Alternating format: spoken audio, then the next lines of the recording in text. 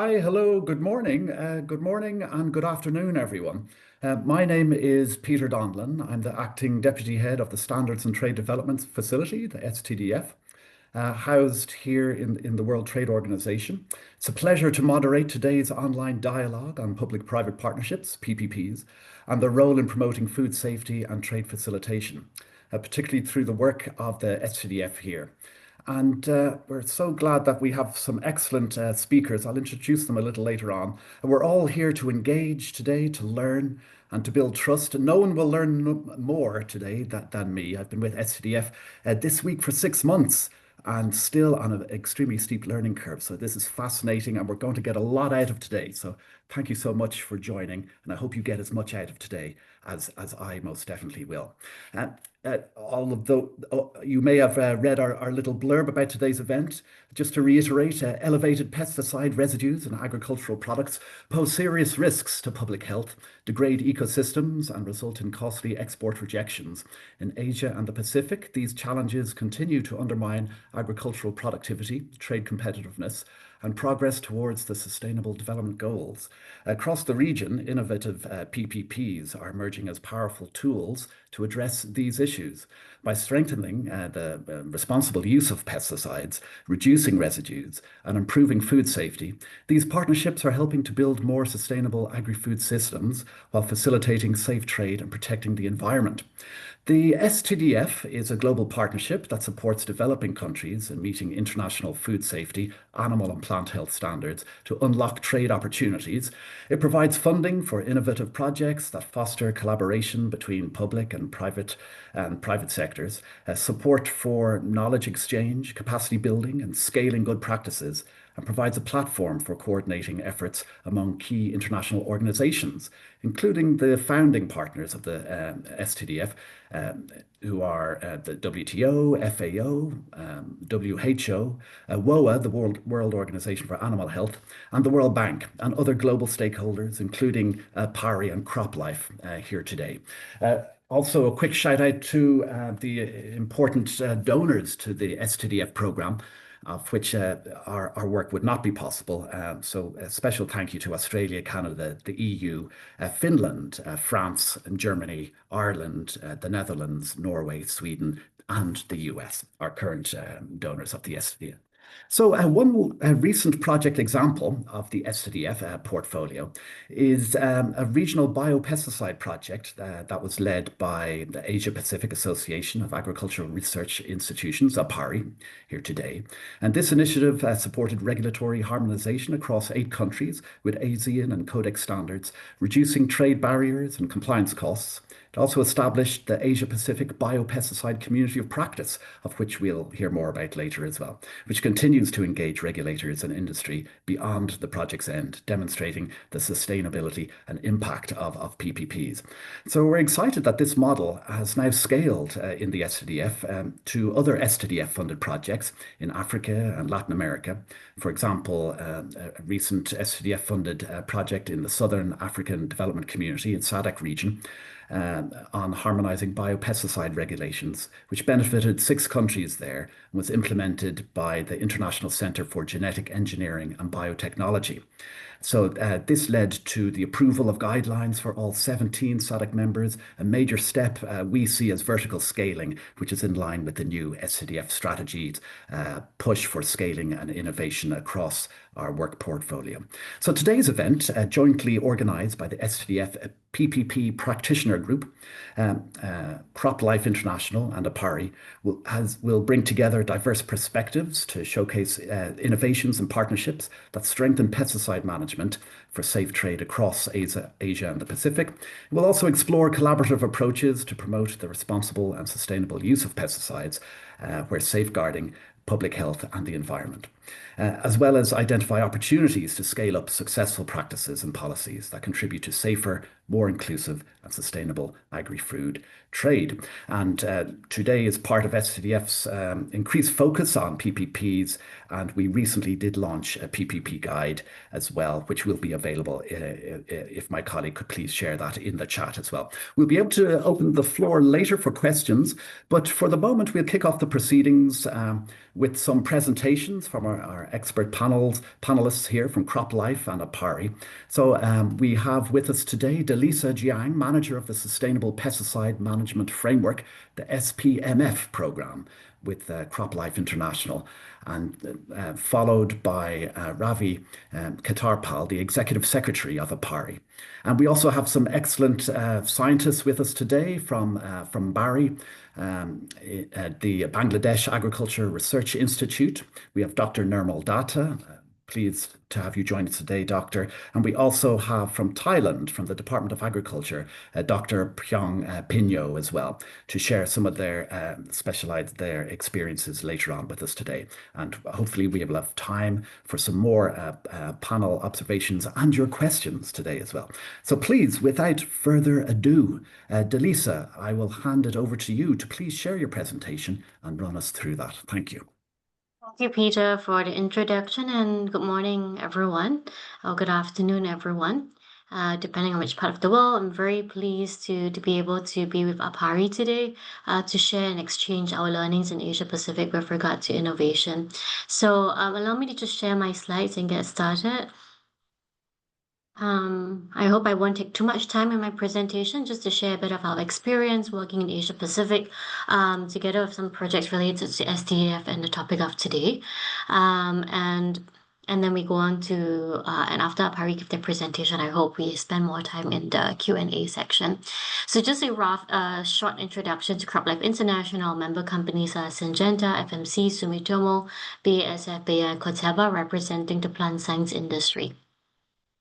Over the years, we have had a very close partnership with STDF, not just in Asia, but also in Africa and the Latin America regions. In Asia Pacific, it's been quite extensive. We've been doing a lot of work around innovation, particularly for biologicals, and even seed trade. This is all to support, as what Peter mentioned, trade facilitation, MRL compliance, and we have done a lot of work together with STDF. A lot of the work we mentioned is around biologicals, so I wanted to dive into our experience and learnings about biologicals. Well, firstly, I think looking at the biological sector, it's something that's seen sometimes as an alternative to chemical or synthetic pesticides. If we look at the landscape right now, in addition to about 600 synthetic crop protection active ingredients, there is also around 300 biopesticide active ingredients and organisms. They are categorized into different types of biologicals, but generally the benefits are that they can help to reduce crop residue levels to enhance food safety, facilitate trade, and also help with soil health. Usually biocontrols are very specific to target organisms and therefore minimize off-target risks. It also adds a variety of mode of actions for farmers to control pests when they are integrated with conventional use. And also, biologicals are seen to be less effective in terms of controlling pests on its own. However, with increasing advances in R&D, it has also strengthened the efficacy of biopesticides, and we're starting to see this as a good addition to the farmer toolbox as time goes by. With that, I think there's a growing use of biologicals, but we can see that that growth is primarily in North America. Asia, I think there's still a lot more that we can do in Asia, and we'll talk more about that later. And in terms of the applications, they're mostly around insecticide use, followed by biostimulants or fertilizers. In terms of biopesticide size, we can see that the growth has also increased along the years globally. In the last 20 years, we can see that the advances in innovation has allowed more adoption of biopesticides.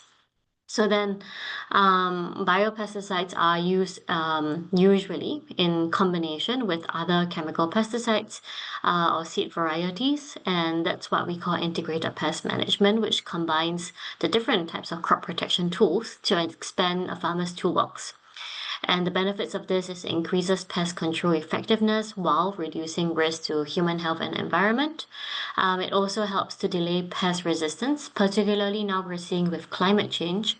There are, with the increase of pest pressures and concentrations, farmers tend to use a lot more pesticides in higher concentration and volumes, and this would help. This would actually risk increasing or speeding up pest resistance unless we use a combination of what we call IPM.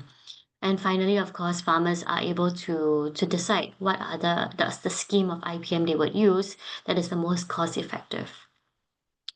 So, biologicals, I think there are many benefits, but what are the challenges that we have in ASEAN, particularly where we have been working a lot in this space, is this in terms of regulation, fuel adoption, and continued innovation. So I would dive more into these individual challenges. In terms of regulatory challenges, because biologicals are quite a new innovation, many regulations still base their registration processes and assessment based on a criteria that's meant for chemical pesticides. For example, using the same type of efficacy threshold, which is very high, but for biopesticides, usually the efficacy is lower, which is okay because it's aimed at using it in combination with chemical products in an IPM. As a result of that, sometimes the registration process is very long, time consuming, and expensive that discourages registration. And apart from just the regulatory requirements, I had shared earlier, that many different types of biopesticides, there's a diverse range of them, and regulatory bodies still lack the technical knowledge to evaluate this diverse range of products for registration. And then finally, within ASEAN, we know that there's been a lot of different requirements for efficacy and safety assessment. It leads to duplicative efforts, increased costs, and delay in product registration. And so CropLife has been working quite intensively to do regulatory capacity building. In 2023, we see this picture below as one of the first inaugural biological regulatory capacity building workshop that we had done with our Vietnam regulators. But apart from that, I think now that we have this momentum in a few countries, we are also working on creating a harmonization initiative at ASEAN level to help to speed up the process of registration and market access. And in terms of fuel adoption, I think that's the other side of the story. The important thing to know is that biopesticides is not something that you use independently. There is no one size fits all approach. Even in an IPM, it is impossible to prescribe, that every single farmer around the world uses this pesticide, this combination. It really depends on the cost, the conditions of your country, the agricultural conditions, the social conditions. And so I think this lack of awareness is also very hard to build because there's no one size fits all approach. And due to that, the incentive when you don't see the tangible benefits if you try to use it on your own, creates a disincentive for adoption. You try it once, it didn't really help, and then you don't want to try it again, for example. I was speaking to an Indonesian regulator recently, and they mentioned that, look, we had at one point in time tried to subsidize and or actually give for free some biopesticides for farmers to trial. But after that, the incentive was over, farmers reverted back to what they are used to. Sometimes it's also not about the benefits, but about habits, resistance to change. So these are very real challenges in terms of behaviors that we need to target. So we have trainings on IPM, training on safe use, training of extension workers to help spread awareness. Engaging exporter groups is also very important, and I share that below. I think below we have this program together with the Thai Rice Department, GIZ, UNEP, and OLAM to develop a sustainable rice platform standard. So this standard requires certain levels of sustainable rice production techniques, including IPM, that farmers will need to comply with. Through this project, we've managed to make it into a national standard, but also a commercial standard with Olam as a supplier, recognizing this standard, sustainable rice production standard, and buying the rice from farmers. So engaging exporter groups really help with incentivizing farmers. And finally, as I said, there is no one size fits all approach for IPM. Data generation is very important. Understanding, we have also worked on resistance monitoring studies to also help to develop evidence-based approaches for maximum use in the field. Finally, like I said, there is still a lot more improvement that can be done in terms of efficacy, in terms of improving affordability and practical use. Some biologicals have shelf lives, cold storage conditions that currently the infrastructures may not be able to support, or large scale production can make it very expensive, for example. At other times, there needs to be localized trials and solutions. And all of this together is not just about product innovation, but the practice of integrating everything together is an innovation in itself. So I share here some practical examples. For example, fall armyworm. There are many different types of pesticides and biopesticides that can be used, but here I would go through very quickly what are the different limitations. And the point here is to show that there's really no one-size-fits-all approach. A virus-based biopesticide can be effective but slow acting. If it's a very invasive pest like a fall armyworm, you may not want it to be this slow. It can actually decimate your maize fields overnight. Botanicals can be time consuming to prepare. Um, in the case of predators, there is some effectiveness, but it might be prohibitive for low value crops. In cultural methods, for example, we have some positive observations, but it cannot be used alone. And pheromones, I think this was an interesting case I felt because it was actually, they say there's little evidence of successful commercial use, but there was a blend that was optimized in Zambia. So again, here the innovation sometimes happens at the localized level, finding localized blends and solutions requires research agencies, also including APARI, that can suit the farmers in local conditions. The second example I give here is around the desert locusts. So biopesticides are seen to be one of a promising innovation that helps to prevent emergency reliance on chemical pesticides. However, this would require more advanced monitoring capabilities. So this may come in a form of even drones, for example, or AI technology. So again, here when we talk about innovation, it's not just about product innovation, but having an ecosystem of innovation and the ability to integrate all of them together to support better pest management. And so I shared about the three challenges, but I think if I could allocate different stakeholders to each of the challenge, we see that it is a multi-stakeholder collaboration between farmers, governments, private sector, and research agencies. And I end my presentation here, and I think this can we can continue this conversation on PPPs since this is a PPP series of TDF later on. So thank you very much, Peter, and I pass the time back to you.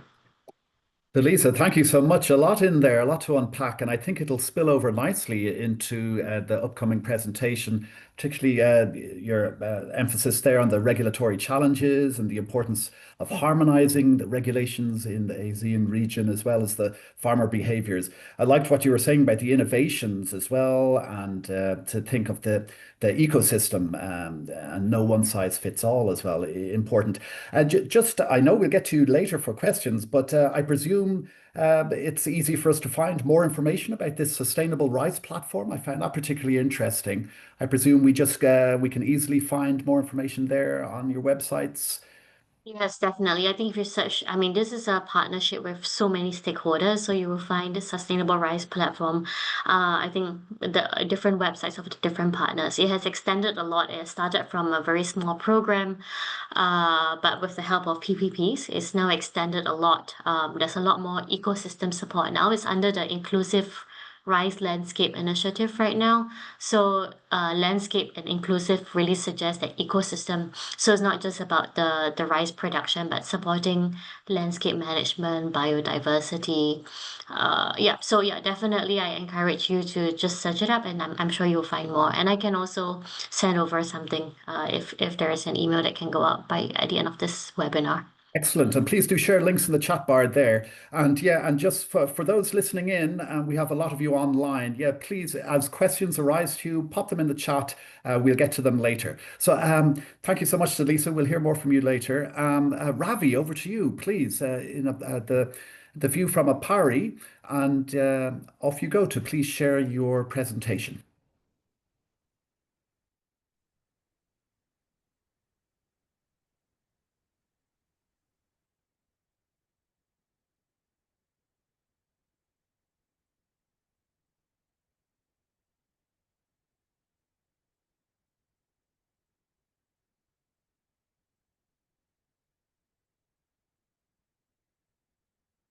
Thank you, Peter. Just 1 second. I'm having problems in projecting here. Just, I'll take 1 second more. No problem. I can hear you loud and clear. Okay. Yeah. Uh, okay, here it goes. Thank you. Well, uh, friends, Dalisa has given a wonderful overview of the ecosystem of innovation and the challenges that we have in front of us, all of us, in really making biopesticide as a common way of moving forward. I will give you a kind of a very specific example of an SKDF project which we started when the COVID started, 2019. It was a tough challenge to do that project. And it's a project on Asia pesticides residue mitigation through promotion of biopesticide for facilitation of safe trade. And the project was over 2 years ago. And we have a sustainability plan of the project through Asia Pacific Biopesticide Community of Practice, which is going on since more than 1 year. And then we recently started a community of practice on public-private partnership. All that combined, we want to show you that we mean our business and we want to carry forward the output of the projects to the outcome level as much as possible. So this is a work of the APARI team, which I'm going to present now. Well, before that, for some of you who may not be familiar with APARI, a very quick view of APARI. We are an apolitical membership-based multi-stakeholder platform with 21 UN member states and 30 other global and regional agencies as members. And we were established by FAO way back in 1990. And of the thematic areas, risk mitigation, inclusive development and policy and advocacy are the key on which we are working much more nowadays through our key programs of knowledge management, partnership, capacity building, policy and development. Now, just a quick recap on biopesticide, though Galisa has given you much more. For those who are fresh to the subject, it's a naturally occurring substance, what we call a biochemical pesticide, microorganisms, microbial pesticide, or plant-incorporated protectants that control pest by non-toxic mechanism and typically target-specific. And as Dalisa mentioned about the importance into the IPM system, I would like to highlight here that they naturally fit into the IPM system because they are specific to a target pest. They preserve beneficial organisms, something we need to look at the biodiversity side also. They decompose quickly and they help reduce chemical residues. So these are the four very important characteristics of biopesticide, though there are some issues with biopesticide on shelf life and so on, but these four bullets I have presented here are so crucial that biopesticide is soon going to become a kind of a choice of the pesticides that we use for pest management. The STDA project, as I mentioned, was developed with an objective to increase awareness of how pesticide residue issues impact trade and develop methods for overcoming these trade barriers. And as Peter mentioned in the beginning, it was in 8 countries of South and Southeast Asia, which include Bangladesh, Cambodia, Indonesia, Laos, PDR, Malaysia, Sri Lanka, Thailand, and Vietnam. Of course, STDF was the funding agency, and we acknowledge that thanks to STDF, we could really push this agenda forward. And we were the implementing agencies along with AgAlign Global and USDA.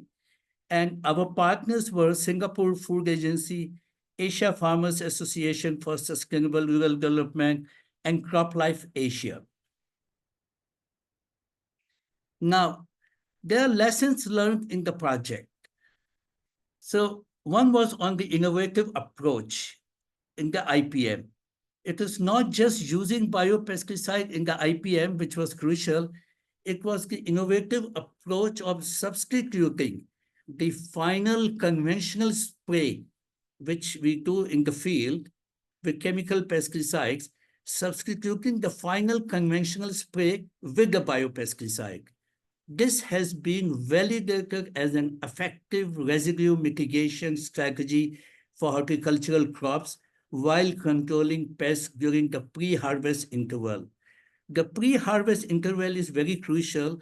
At what period before harvest one has to spray biopesticide, which is done with a research component in the field.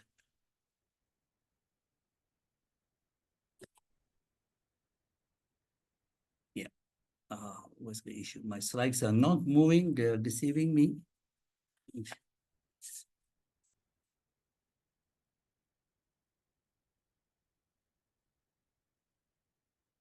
Okay, now in the lesson 2, what we have learned here is generation of emerald data through good field practices, good laboratory practices, and training of trainers. So here we had both technical and functional capacity development, which were blended, these two kinds of capacities, for essentially achieving the project's objective. And what we achieved, over 170 government officers were equipped with enhanced technical capacities and functional capacities. Soft skills. When I say functional capacity, I think most of you know what we have done with an angle of, because we talk of innovation, we don't talk of capacity to innovate. Capacity to innovate is so important in the innovation process, that capacity to listen, capacity to collaborate, capacity to policy strengthening, and so on, all of which we blended in our capacity building. And we implemented across countries in South and Southeast Asia, as I mentioned, and developed 18 standardized protocols for 4 major commercial crops: cabbage, sweet basil, dragon fruit, and chili pepper, with the pest and biopesticide combination.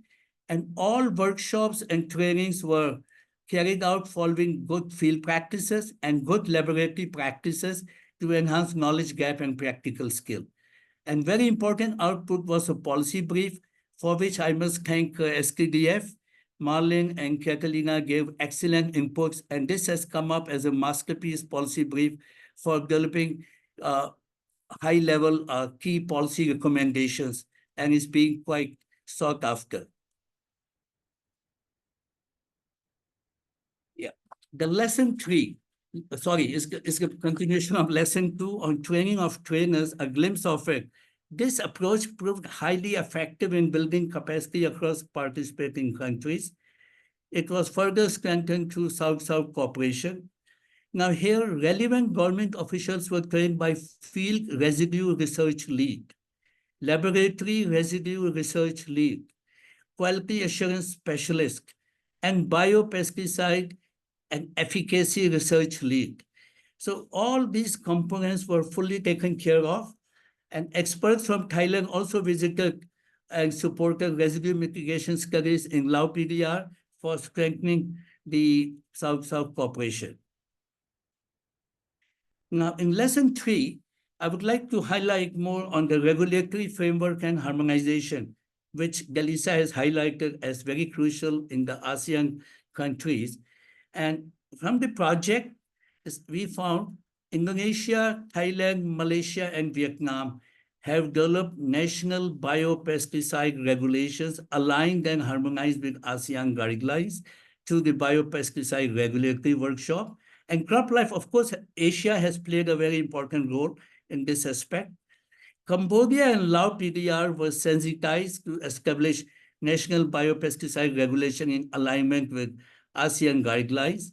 And in the non-ASEAN countries, which were members of the project, Sri Lanka has no biopesticide regulation, and harmonization with ASEAN guidelines has not yet been materialized, to submit it very honestly.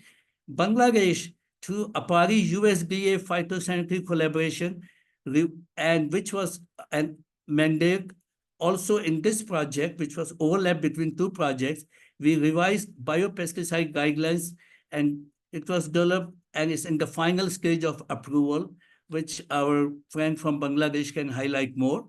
Then Pakistan under USDA KABI project biopesticide regulation have been approved by the government of Pakistan. So these are the reflections we got in terms of regulatory harmonization. Now, when it comes to lesson 4 was on the public-private partnership for biopesticides. Soon after the project was over, we initiated the Asia Pacific Biopesticide Community of Practice, we call it APCOP, which has become very popular, courtesy my colleague Darshika. And it was actually initiated as a sustainability plan of the project. And recently, we also started a community of practice specific to public-private partnership, which can be above and beyond biopesticides, but which is basically meant for safe trade, how public-private partnership in general can support.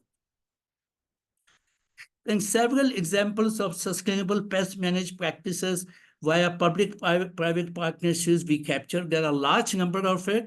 And if you are interested, please, we can share those information with you. I'm just giving 3 important highlights. One is the successful development and commercialization of entomopathogenic nematode technology in India, which highlights its potential as a sustainable biopesticide, supported by the National Bureau of Agricultural Insect Resources. The innovation has been licensed to multiple companies. From the public sector to the private sector. That was really happily taken up by the private sector. Then biotechnology, biocontrol technology leaders, for example, Bionema Group, it focuses on unlocking the full potential of biopesticide by developing advanced technologies and transferring them to partners for commercialization. You listen to the key player from Bionema in the later part of the this webinar. And also there was like very important deliberation by KABI on the KABI bioprotection portal, which is used across the public and the private sector to bind them together to get all the information, scientific information well in time. And there are many, many more. So the point I want to mention is this community of practices really are helping us to make the success stories, to make the work done by the private sector and all, to reach to the public as much as it is possible. Now, in the conclusion, I would like to say there are 4 important conclusions we could sum up from our work. Number 1 was on the judicious, informed, and science-based use of both chemical and biological pesticide. Second was the field experience from the project. It confirms that replacing the final chemical application with biopesticide can maintain pest control efficacy while reducing residues to within Codex MRLs, thereby ensuring food safety and compliance with international standards. Also, the integration. This is very important when you work in a comprehensive manner. Integration of good field practices, which we followed, good laboratory practices, and Codex guidelines. These strengthen the regulatory compliance, enhances consumer trust, and increase export potential. So a combination of these was found to be very interesting by us. And finally, the project as such and the virtual platforms like our community of practices, it plays a vital role in capacity building, in harmonizing protocols, and promoting cross-country collaboration for the adoption of sustainable pest management practices. So with this, I would like to stop here, Peter. Much more in the Q&A session later. Thank you. Ravi, thank you so much. And yeah, your last page here has all these logos. Yeah. A little bit. These are APARI, on the top are the APARI donors, and bottom are all the APARI members, countries, partners from across the world, across the region mainly. Excellent. Ravi, thank you so much. And we'll come back to you a little later.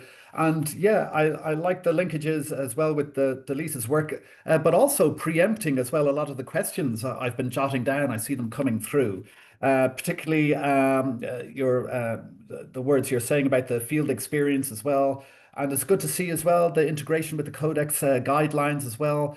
As many of you know, all of the work of the SCDF is firmly anchored in the WTO SPS agreement and recommending the adoption for developing countries of the international standards for food safety with the Codex Alimentarius, as well as international standards for animal and plant health with IPPC and WOA as well.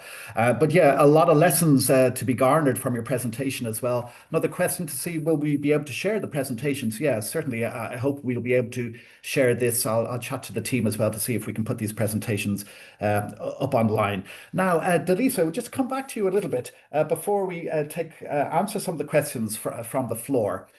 We have a couple of questions here I'd just like to ask. So, Delisa, what specifically from your side would be the strengths that you perceive from the private sector and ways for the private sector to get more involved and get more out of PPPs as well? And this engagement with the public sector. And we all know in the SCDF PPP guide that was published not so long ago, there's a lot of key success factors we're aware of for PPCs around trust, co-creation, inclusivity. But for you in the private sector, how can this be done in practice? And what are the strengths that the private sector can bring to that table? Delisa. Thank you, Peter. And I think there are so many questions here. I hope I can also answer the one around field adoption to this answer. I think when we look at the private sector, first of all, we cannot see them as a block. You know, there are many different types of private sector players, and so it's important to also look at the private sector in terms of who should we engage within the private sector to help. At crop life level, there's a lot of the technical expertise. We're a highly regulated industry. The technical expertise to support regulators in providing the capacity building for registering biopesticides. That's an important strength that the private sector can provide to regulators. I think that's a very obvious one. And we need to have that kind of continued dialogue with regulators. So along the years, I think we have been building more holistic, broader programs that allow for us to have this continuous and coordinated action with governments. So when we also look at private sector engagement is building programs together, working together with different partners rather than on a one-off basis. The other strength I think of private sector is the ability to have that network with farmers who are already the customers or the exporter groups. So in relation to the question on how do we overcome the challenges of field adoption, I think the private sector plays a very big role. The exporters, people who can commercialize the use of these products to incentivize farmers to use it is very important. I give an example, a very good example we have in Latin America in the SPMF program.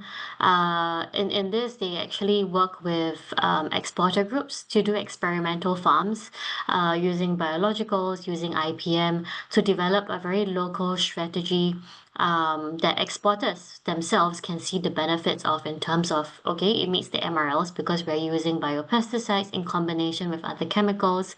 We are also protecting the sustainable use of soil, water. And so, you know, when the exporters have this hands-on technology transfer, they are more likely to adopt it. They can scale it up among the farmers that they engage for export, and that's a very good way to commercialize and increase field adoption. So just roughly as a summary, I think private sector supports in technical expertise in terms of reaching the network of farmers and also in terms of commercializing and really incentivizing the adoption of new innovation. Delisa, thanks so much for that succinct answer there, and I really liked what you said about building the programs together. So really lifting this collaboration off the page, really to make it meaningful and put it into practice. And that you already mentioned in your presentation some successful examples that we can follow up and learn from there. Ravi, a quick question for you. On the kind of sequencing. We all know the challenges and actions. A lot of the research has been done now at this stage, but what actions, in your mind, can be prioritized in the short term versus the long term regarding regulatory reform, demonstration trials, public awareness, all these areas that we all know need action. But where to begin, Ravi? Thanks, Peter. Uh, in fact, the actions will depend on the country we are talking about. In Asia, the countries are at different level of development of biopesticide. Some countries like Malaysia, Thailand, Japan, and all, they are quite advanced in most of the cases in terms of regulation and in terms of application, integration with IPM and all. In some countries, we don't find even a single company manufacturing biopesticide, which is now going to happen in Bangladesh through SMEs whom we have motivated, is likely to come. At least we want to start there with some SMEs who can promote research on biopesticide and then start manufacturing at the local level, because company will not manufacture if there is no demand. So the point is creating a demand is very crucial among the private sector in many companies, including Laos, Cambodia, and so on. Whereas in some countries, there is absolutely no public awareness. And in general, I would say there is a blindfold faith on chemicals by the farmers. And that blindfold faith by the farmers is costing very heavy to all of us. That needs to be increased, that needs to be checked uniformly across Asia. And regulatory reforms are very, very crucial. And these regulatory reforms only can help set the national system, bring public sector investment, bring private sector investment. And harmonization of regulation when it comes to trade becomes further important when it comes to trade outside the country. So there are a lot of challenges, and based on the country, the challenges are very specific in terms of prioritization. But I've given a view on like what are the major challenges. Because adoption of biopesticide itself has not been properly demonstrated before. People just say using IPM. No, it doesn't work like that. What we have found is biopesticide will only work when you use in combination with the chemicals, not to use the harmful toxic chemicals, but with other chemicals so that farmer gets some feed.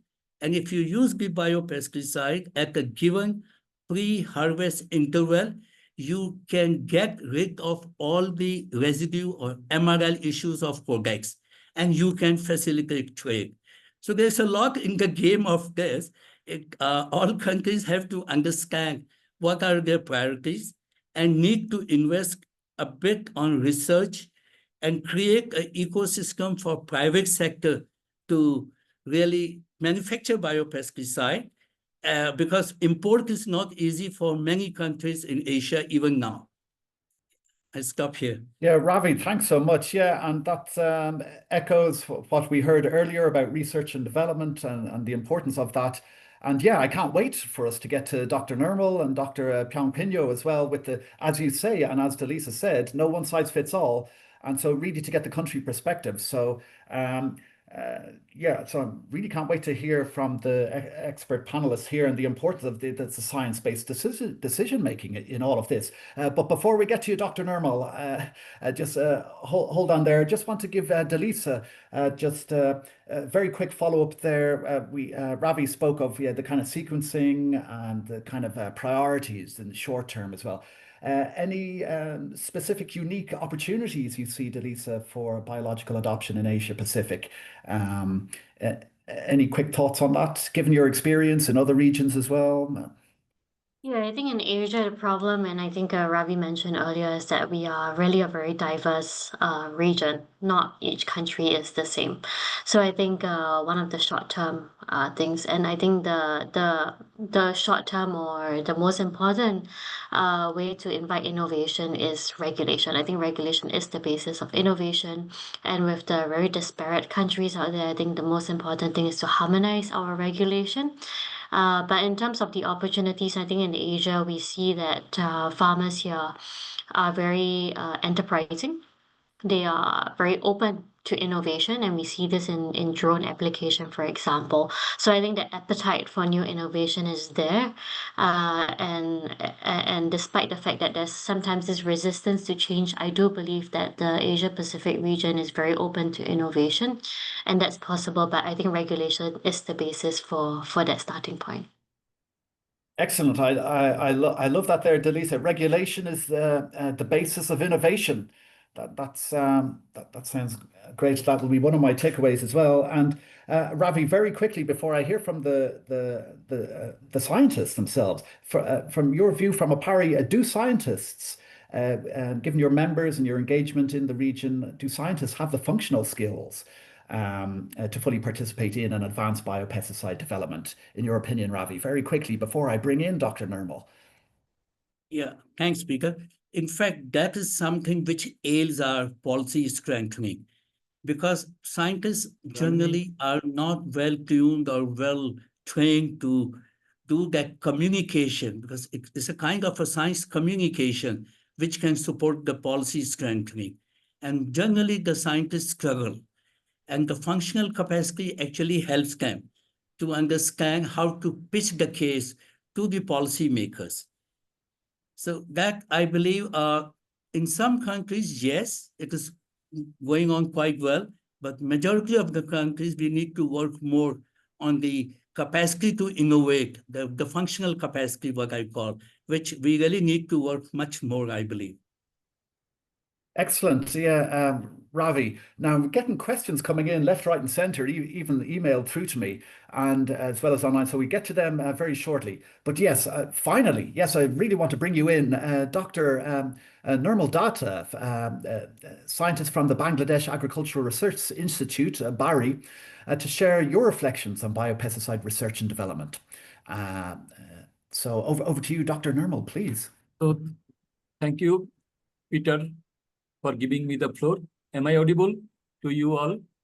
Loud and clear, all good, Doctor, yes. Okay. So, this is Dr. Nirmal Kumar Datta. I am an entomologist from Bangladesh and the Chief Scientific Officer and Head Entomology Division, Bangladesh Agriculture Research Institute. And it's a great opportunity for me having a chance to say a few words on this important online dialogue on learning pesticide management in South Asia and Pacific, being jointly organized by STDA, PPP, CropLife International, and APARI. You know that actually Bangladesh, we have a lots of success in Bangladesh agriculture. We are almost self-sufficient in food production. We are in world, we are third in vegetable production. We have lots of success in producing many crops. Our government's priority is now to increase the safe food production. And we are working to this end. Bangladesh Agriculture Research Institute is the largest research institute in Bangladesh. And our present government is focusing on safe food production, reducing the toxic use of toxic chemical pesticides at field level and promoting biopesticides.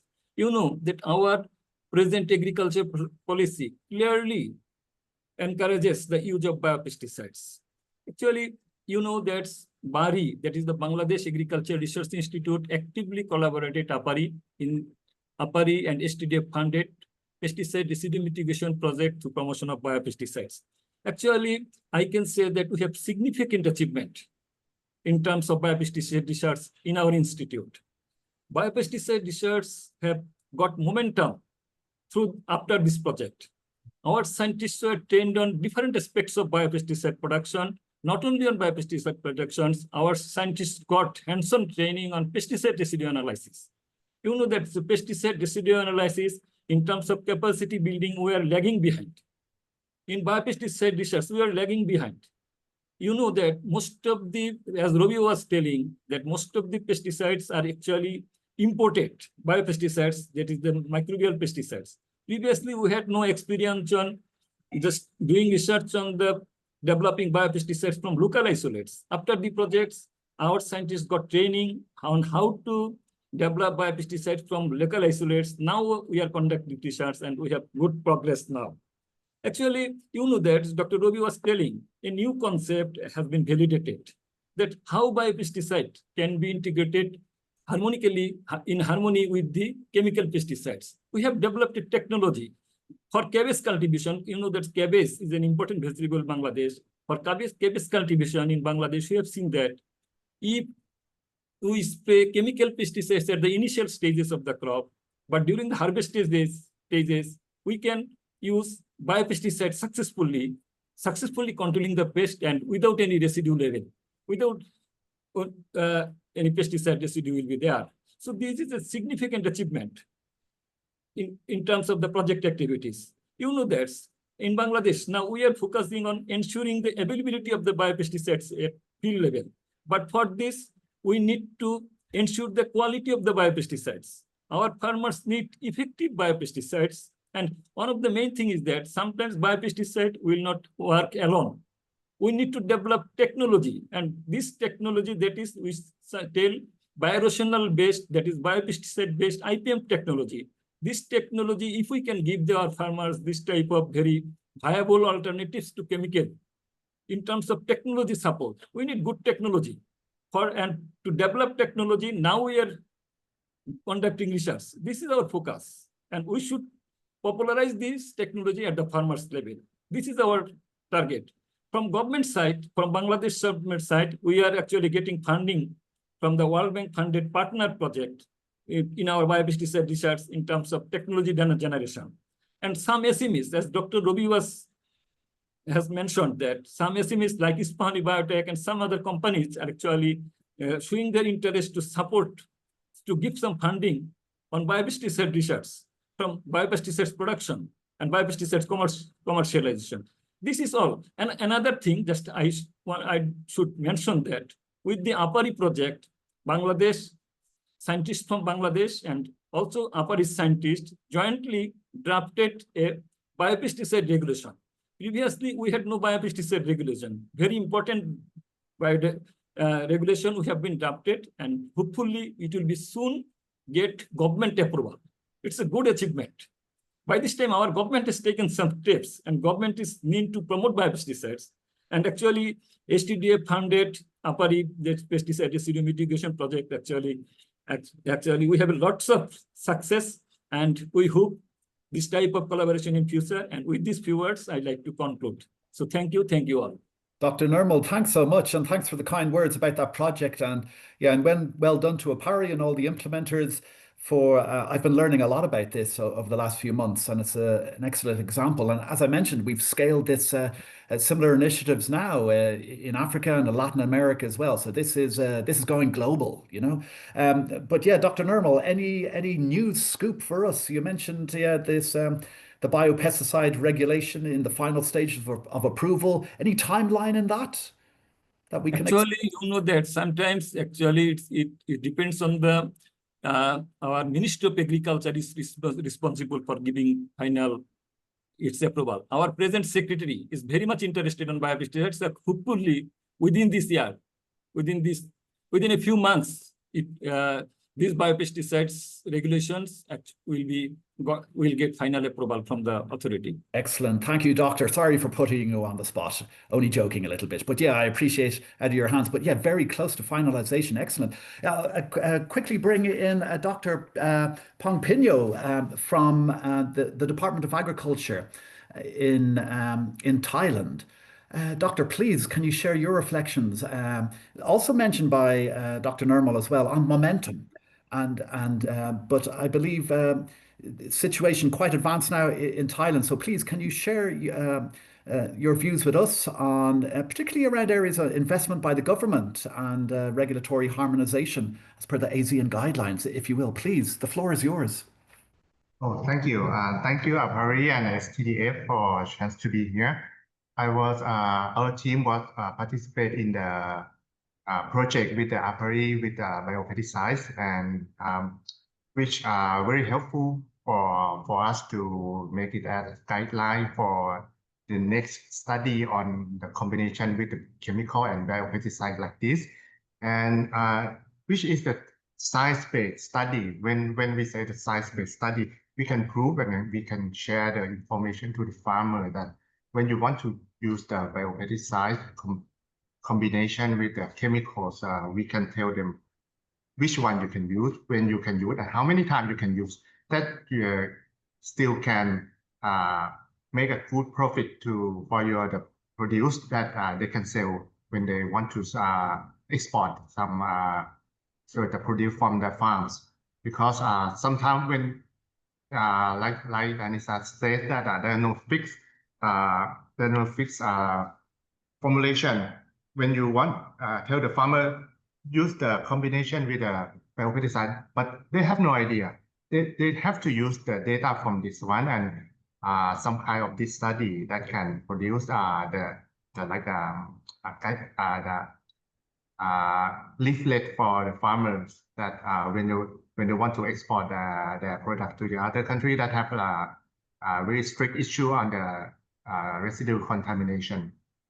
And to touch about the biopesticides regulation in Thailand, we also try to move forward, but we try to make it easier for the industry for registration with like a shortcut for some pesticides such as neem or BS or trichoderma. You can use just very few documents for the registration, but for the others, they still need to do the full registration. But for some certain pesticide, some certain biopesticide, we have like a shortcut for the industry for the registration and make a sales in Thailand. Thank you. Doctor, thank you so much. Yeah, I think we had a problem with your video there, but I could hear you loud and clear. Thank you so much. Sorry. Yeah, again, reiterating the point that, yeah, when it comes to the best practices and working, that a lot of the heavy, what I gathered as well, a lot of the heavy lifting still needed, and the work directly with the farmer groups, changing the mindset, promoting best practices. So a lot of this heavy lifting really still needed out there. We have another speaker in the sidelines as well, but I would really like to take some of the questions from the floor now. We have a lot of interesting ones that came in. So let me just see what I have here.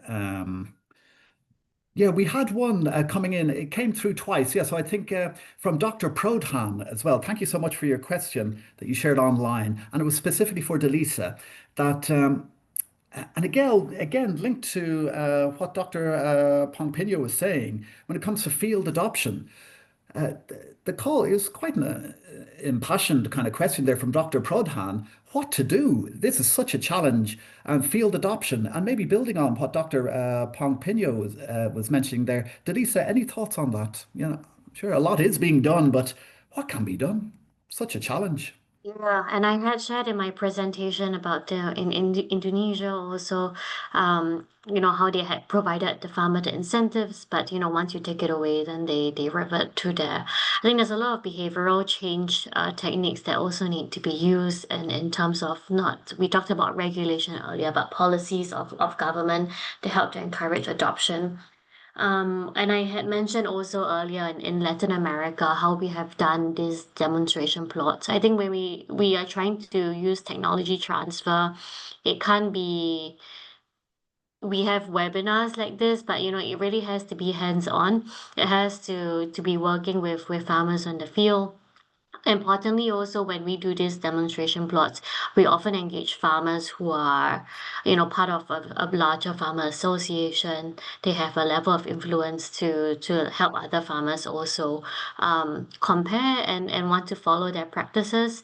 Having the exporters For example, I mentioned also the Thailand SRP, Olam as a commercial player is supporting farmers who apply the SRP standard, the Sustainable Rice Standard, and that helps to incentivize farmers because there is a tangible uh, commercial economic benefit for the farmers. I think that the economic benefit is one of the strongest incentives for farmers. And of course, at the end of the day, Ravi and I, we both talked about train of trainers.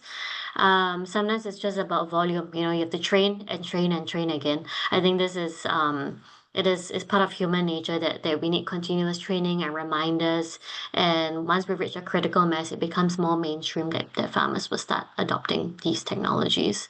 But the starting is always dependent on innovators, farmer leaders, exporters, to kickstart the process. Perfect. Yeah, thank you so much, Delisa. Yeah, and reflecting a lot of the good details as well in your presentation, which will be available. We can make that available. I spotted an interesting question here that I'd love to hear. Ravi, you may be able to respond to this, or Delisa as well, from Ms. Raman. Thank you so much for your question. Just around the lack of a globally agreed definition on biopesticides. Any reflections on that? Let me just look at the full question here from Ms. Rahman. How to work together and address those challenges, specifically the regulatory efficacy in the near future, particularly considering there's no globally agreed definition on biopesticides, including the terms biologicals, biocontrol, bioprotection, etc. Any reflections on that, panel, please? Well, if I have to answer, biopesticides are very specific to the anything which has a pesticidal effect. Biologicals are a much broader term. It's a much broader term which may include items beyond biopesticide. So I think we need to definitely specify biopesticide in a define it in very specific manner with time, because since it is becoming popular, a lot of different kind of explanations are being given and often used as just as a biological. It is a biological. It's one of the biologicals. That is a point I wanted to say. Yeah, but Ms. is right. I know Ms. He often joins our community of practice from Australia, Ms. Rahman, and I think we need to talk more in our community of practice on these definitions to see how we are aligned among the members to really present something globally which is more easily acceptable. And Peter Ansari has joined, Dr. Ansari, whom I talked to you. I think he can highlight much more on that. He's a big gun in biologicals. Hello, Peter. Hello, yes. Yes, Peter, I think there is a very clear definition by the EPA. If you want to go to their website, and EPA, which is still using biopesticide names, and definition is there. Now, European Union recently has implemented biocontrol. So they're now not using biopesticide because the pesticide attached to the stigma, we call them. And it's very good news that we are no longer calling biopesticide in European Union. In the UK, we are still using biopesticide, unfortunately, in spite of a lot of efforts. But hopefully we will get to biocontrol. Biopesticide we don't like as well. Excellent. Yeah, thank you so much. I'll just introduce you there. Yeah, we're very pleased as well to have with us Dr. Minshad Ansari from Bionema UK. And yeah, while you're speaking, Doctor, any quick reflections on the global scenario of investment on biopesticides, including very briefly what Bionema is doing? Because I'd love to get back to another question from the floor as well, please. But Doctor, Yeah, while you're speaking. sure, Peter. I think I've been in the industry for more than 25 years, 15 years my academia, and more than 10 years in industry. So I have a broad reflection from industry. So I understand what is science and what is a commercial needed in order to bring the product in the market. There's a lot of things need to be talked here. But answering your question, small, medium-sized enterprises are the real engine for innovation in biological crop protection. Across the world, SME account over 60% of the new discoveries. from microbial biopesticide to biostimulants and biofertilizer. They're agile, science-driven, and willing to take early technical risk that large corporate often avoid. So Syngenta, Bayer, crop protection, they don't want to do this. If you look at the history of our industry, AgraQuest, which was bought by Bayer in 450,000 in 2021, Marone Bio was acquired by another company, $250 million, and many European and UK spin-outs. Every major biologicals innovation started in a small lab, including my BioNema. So it started with coming from academia, starting with the very small I would say the room, and now we are hiring 15 international scientists. The company has grown quite large, so often funded by the modest grants and driven by scientists who deliver farming could be more sustainable. But turning that innovation into a registered, market-ready products required much more science. It need capital, regulatory expertise, and a scaling expertise. And that's where the private investor become essential. I came from Colombia 2 days, and I'm suffering from sickness. This morning, I went for the blood test as well, so I'm not very not feeling very well. But because of the Rabi, I say okay, I will come. So today, the global agricultural biological market is worth around 18.4 billion, according to the one of the company called the Markets and Market Research, and which is going to reach 35 billion by 2030, growing at 14.5% CAGR. This market, one of the strongest transition in agriculture, from chemistry to biology. At only 3 to 5% agri-tech investment currently flow into biologicals. That gaps represent both a challenge and a huge opportunity. We need investors who understand patients' money, not just those willing to support multi-year development cycle that include field trials, formulations, and registration, which takes about 6 to 7 years in Europe, 2 years in USA, 18 months in Canada, and brilliantly 12 months in Brazil. And that's where we have seen 400% market growth in the last 3 to 4 years. So the LATAM is just going to lead and will leave behind the ASEAN countries. The most effective approach is public-private co-investment. Government help de-risk early R&D, while private investors scale proven technology. In the UK, for example, every £1 of Innovate UK, which is basically prime funding agencies in biological or any other sector, attract roughly £3 to £4 private co-investment, accelerating product development, job creation, and sustainable farming outcome. At BioNema, which is my company, which was started in 2012, we follow exactly the same model.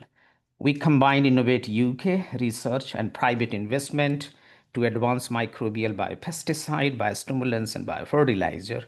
And we have developed patented microencapsulation technology that increase overall 20 to 30% efficacy. So we got about 3 million Innovate UK funding, which is the government funding.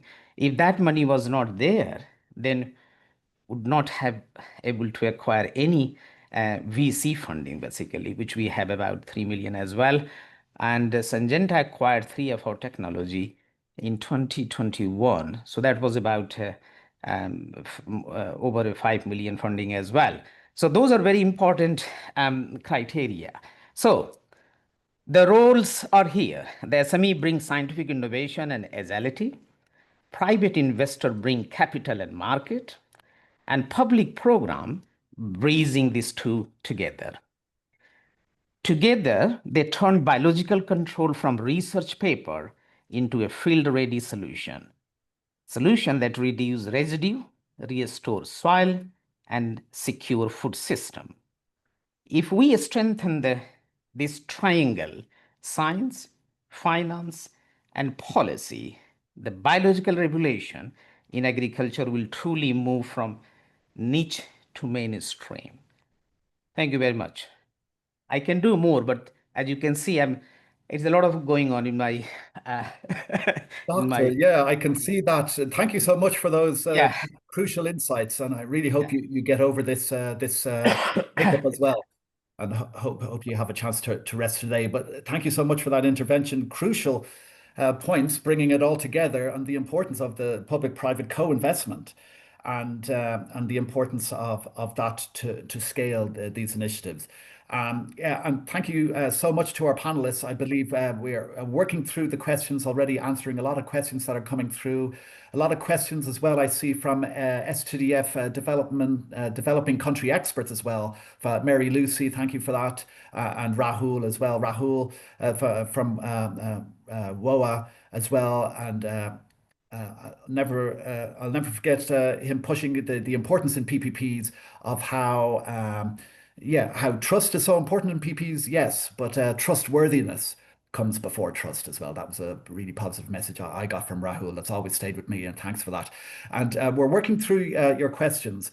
Um, I would, that's a good opportunity based on what Dr. Ansari was saying as well. I can just announce that this morning, coincidentally, the STDF new knowledge product done by the Scaling Community of Practice has just been published on the Scaling Community of Practice website. If you check that out, a scaling case study for the work of the STDF. There'll be a lot of takeaways as well that transferable to your own work.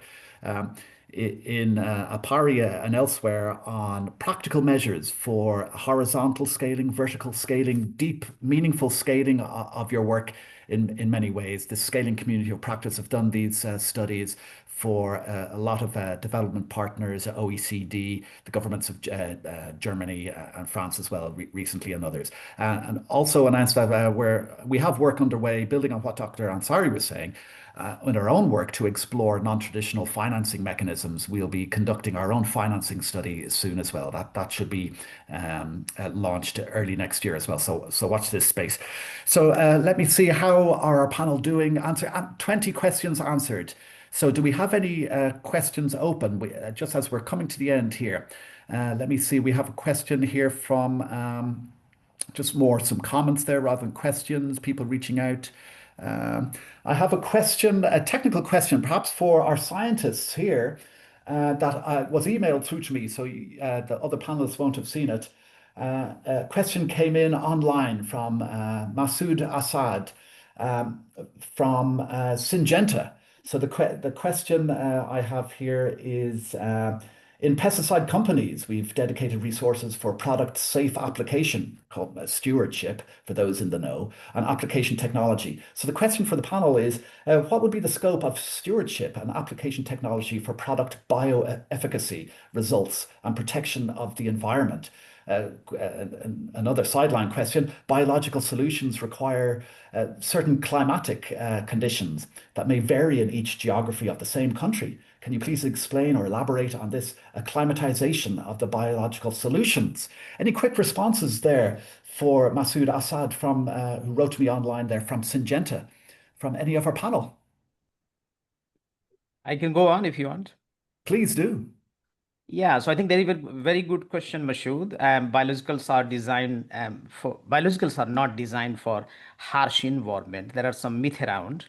Biologicals are biologicals. I always say that they need extra care and due diligence before they will work. So in terms of climate, yes, for example, metarhizium works from 10 to 25, 30 degrees centigrade. This is the microbial Beauveria, Pasteuromyces, all those microbials have a certain temperature and they won't be working on 5-degree temperature. So here in the UK, we are very successful in utilizing microbials indoor cropping. So there are about 90% of biologicals are being used indoor cropping, like a polytunnel or greenhouse for controlling pest diseases both, and in Europe as well.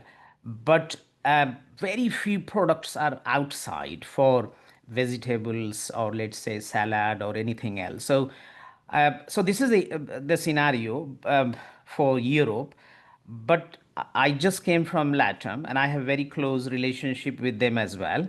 LATAM is one of the best environment for biological products, if you want. So they will work because of the high humidity and the temperature works very well. Obviously, the pest and disease will propagate as well at the same time. I think the Asia will have the same, but sometime if you have a temperature 40-degree temperature, 40 or more, then biological almost are going to negligible. They won't be working. But again, if you have a good irrigation system where you are able to provide enough moisture in a, let's say, in soil environment 30-degree 35-degree, then you will be able to get a good results. But yes, there is a lot of fluctuation, and that's where biologicals always being designed for part of integrated pest management. But we shouldn't be telling that part of integrated pest management, because this means we are compromising. I don't like compromise. I like a standalone solution. So that's the reason I develop a standalone solution for controlling a single pest, rather than saying that this will be a part of integrated pest management. So there are a lot of products like BT, metarhizium, microbials. There are some non-microbials as well. Those are very successfully used in a global scale. So I don't think, in terms of your I think the part of the question about how multinationals are feeling, they are basically very much coming in the market. They're already acquiring. So the daily buying and acquisition is taking place.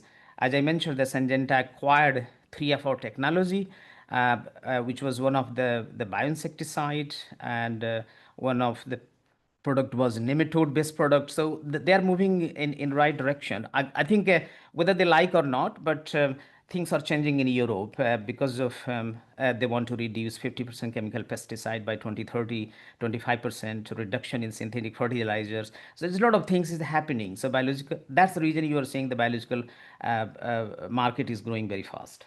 Thank you so much. Yeah, we'll have to. We're wrapping up. We're already over time, but I am learn. I mentioned, yeah, learning. Just when you get to the top of the hill, you look up, and the hill continues. So my learning journey is going to continue. Darshika, please, over to you. 1 minute, please. Just how can we learn more about your community of practice, and then I believe we'll wrap up for today. Thanks. Yeah, thank you, Peter. So yes, the Asia Pacific Biopesticide Committee of Practice, or APCOP, we have established as a key component of the project sustainability plan. And our objectives are very clear. This is your platform, and where expert practitioners and policymakers can connect, exchange knowledge, and sustain regional collaboration to promote biopesticides and biological control solutions. So through this platform, we have built partnerships, both visible and sometimes behind the scenes, and we continue to develop knowledge product informed by our discussions. And over the past 2 years, we have focused on our discussions in several critical areas such as research and development, efficacy challenges, regulatory aspects, and adoption of innovative tools such as CABI Bioprotection Portal, Solution Finder, and what are the global harmonization effects. And one of the strong message that has emerged is the private sector engagement is not an optional thing. It's essential for scaling up for the biological solutions. And I would say the private sector plays a multi-phased role here. And one thing is the manufacturing and promotion and ensuring high quality, large scale biopesticide production and distribution so that farmers can reliably access to these technologies. And research and development. So public-private partnership help to address public sector limitations. Sometimes public sector has many limitations, so private sector can leverage these private sector efficiency and the investment. So this can be from laboratory facilities to field trials and ultimately to the commercial delivery. So we have explored PPP success stories across our region for biopesticide and biological solutions. In Pakistan, the effective use of acidirectine contributed to significant improvement in organic bale production through PPP, and also in India, EPN technology. So this is an emerging technology at the moment. They successfully commercialized through PPP and now produced by multiple companies. So in Thailand, we recently experienced the PPP funded project. I think this was explained by Delicia as well for Thai rice. And this was funded by the German government and the PepsiCo as a private partner. And they targeted the low adoption of trichoderma, and the adoption increased around 50% over just 2 years. So these are just the success stories in our regions. And we also examined ongoing challenges as well. Not only the success stories, but these things are important to identify challenges and for to take the action for future. And in Sri Lanka, the market availability and product quality assurance remained limited due to constraint in research and development, as well as the investment. The abrupt 2021 ban on synthetic inputs caused farmer uncertainty and disrupt extension services and supply chains. So this affected the trust in alternative solutions such as biopesticide. Now this ban has lifted. However, the message is clear. The gradual and well-supported transition from synthetic pesticide to biological control is critical. It's not an overnight change. So in conclusion, APCOP is more than a platform, and it is a growing regional movement. So I would like to tell you all, please stay in touch with us as we move into next steps in our program. You will be informed. And we gratefully acknowledge all the previous experts who contributed to speakers and through their advanced active participation in discussions as well. So thank you for your attention. Thank you, Peter. Over to you, please. Thank you so much, Darshika. Keep up the amazing work. It's a movement, it's not a platform. I like it. I'm so sorry. I believe we had a hand up for a long time. I didn't spot it. Yamuna Chuka, can we please have your question or comment at the tail end as our session is closing? If you're still there with us, Yamuna Chuka.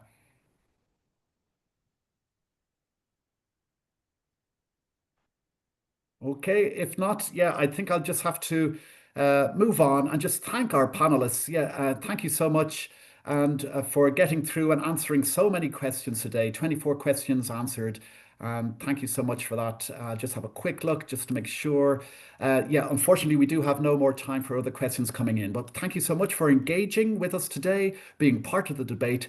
For those with excellent ideas, the STDF is open to receive concept notes, ideas for new project preparation grants up to $50,000, as well as much larger project initiatives up to $1 million. The next window will close in March 2026 for us to receive new concept notes, new project proposals, new submissions.